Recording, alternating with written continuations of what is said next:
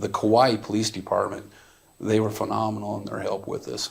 I mean, they were great. Can't give them enough compliments. They were awesome. And when we executed that stop and pulled them over in that parking lot, Ray and I and Joe Powell, we just stepped back and let them do their thing. They knew what we were looking for, and we just let them go do their thing. They did a great job. Kauai. Just outstanding. Kauai, sorry. And was that the first time you saw Lori since you had served the warrant? Or you hadn't even served the warrant, since you went and knocked on her door and asked about the kids? Yes. And the first time you'd seen Chad? Yes. Do you remember what you thought, seeing them there in their beach attire? Well, so Lori at that point in time was sitting in a patrol car by the time, Okay. and Kauai Police Department was seizing her car. And she was sitting in a patrol car, and Chad was sitting in another patrol car.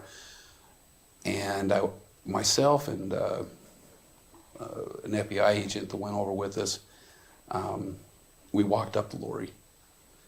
And we asked Lori, first of all, we told Lori, come on, tell us where the kids are. Let's fix this. Let's bring these kids home. Enough of having us chase everybody around and doing all these things.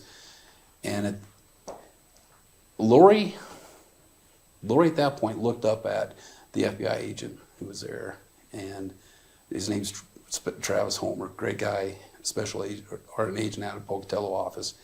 She looked up at him, really tightened her lips, like really a defiant look, and just shook her head. Nope. No.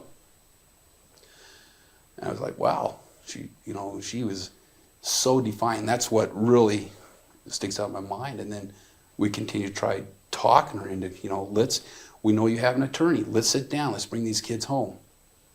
No. Okay, well, we'll be in town for a few days. We'd like to sit down with you. We can get your attorney, and we'll figure this out. And that was all she said. And then went to Chad, who was sitting in another vehicle, and I said, Chad, this is who I am. We're here. You got to know we're serious. We've traveled clear over here to Kauai now trying to locate these kids. I know you have an attorney. Let's sit down and try to, figure out a way to bring these kids home. And at that point, Chad was pretty nervous, visibly nervous. He was shaking. He was scared.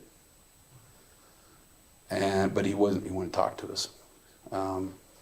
So that, that pretty much ended our conversation until the second time we went to Hawaii, when the arrest of Lori was made. And did she talk to you then? No. After she was arrested on the warrant, she was taken to the Kauai Police Department's jail. And after she was booked in, I met with her again, and I said, Lori, remember who I am? And she said, yeah. And I'm like, hey, look, help me here. Help me bring these kids home. We can end this all today if you'll just help me bring these kids home. Because at the time, there's still part of me that believes these kids could be still alive. Right. Did you think that? Nate, I struggle sometimes with that. I don't know if it's that I didn't want to believe that somebody would kill children over no reason, or if I just didn't know. Right. I wanted to believe that these kids were alive. And I might have been, at that point in time, one of the few that was still holding out hope, with conversations we had with officers and stuff. But I wanted to believe that they were still alive. And so when I'm questioning, I'm like, let me help you bring these kids home. And she was still extremely defiant. Wanted nothing to do with it. Wanted nothing to do with us. So after she'd been arrested, and when she was getting put into a Kauai Police Department's car, I went over and talked to Chad, who was standing by his vehicle. And this is in the parking lot, or excuse me, on the roadway right in front of their residence over there in Kauai. And I went to Chad, and he knew who I was. And I again said, Chad, I hope you know we're serious here. Look, she's going to jail. This can all end today. Come in and talk to me. Let's bring these kids home. And again, at this time, Chad, his demeanor had changed. It was a visible change for us, for both Detective Hermosillo and I that were talking to him.